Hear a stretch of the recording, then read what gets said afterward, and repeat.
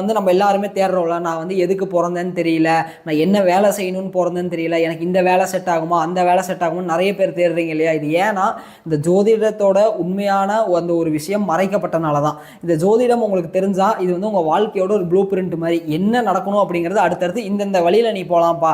இப்போ பார்த்தீங்கன்னா இப்போ நிறைய பேர் வந்து என்ன படிக்கலானே தெரியாமல் யோசிக்கிறாங்க. நான் வந்துட்டு லாயருக்குள்ளே போகிறதா, இல்லைனா நான் மெடிக்கல் ஃபீல்டுக்குள்ளே போகிறதா, இல்லை அக்கௌண்டிங்குள்ளே போகிறதா, இல்லை நான் வந்து ஸ்பேஸ் ரிசர்ச்குள்ளே போகிறேன். இந்த மாதிரி நிறைய வந்து கான்ட்ரவர்சிஸ் இருக்குது. ஒரு சிலருக்கு வந்து இன்ஜினியரிங் போகிறதா, இதெல்லாம் நீங்கள் எப்படி கண்டுபிடிக்கலாம்? உங்கள் ஜாதகத்தை பார்த்தீங்கன்னா உங்களுக்கு எந்த கிரகம் வந்து ஆட்சி உச்சம் பெற்றிருக்கு, 10ஆம் ஸ்தானம் எங்கே வலிமையாக இருக்குது, உங்களுக்கு எது வரும் அப்படிங்கிறத பார்த்து ஈஸியாக கண்டுபிடிச்சிட்டு போயிடலாம். ஆனால் கரெக்டான ஜோதிடர்கிட்ட கரெக்டாக கணிச்சிங்க அப்படின்னா தாராளமாக அதுபடி நீங்கள் உள்ளே போனீங்கன்னா உங்களோட வாழ்க்கையில் வந்து மிகப்பெரிய ஏற்றங்களும் மாற்றங்களும் வந்து உருவாகும். ஓகேங்களா? அப்படிதான் நம்ம வந்து ஜோதிடத்தை பார்க்கணுமே தவிர நம்ம போயிட்டு வேற ஏதாவது மூட நம்பிக்கைக்கு இன்னைக்கு என்ன ஆகுது நாளை அந்த மாதிரிலாம் வந்து பார்க்கக்கூடாது. மூட நம்பிக்கைக்குள்ள ஜோதிடத்தை கொண்டு வரக்கூடாது. ஏன்னா பியூர் அண்ட் பியூர் அது வந்து ஒரு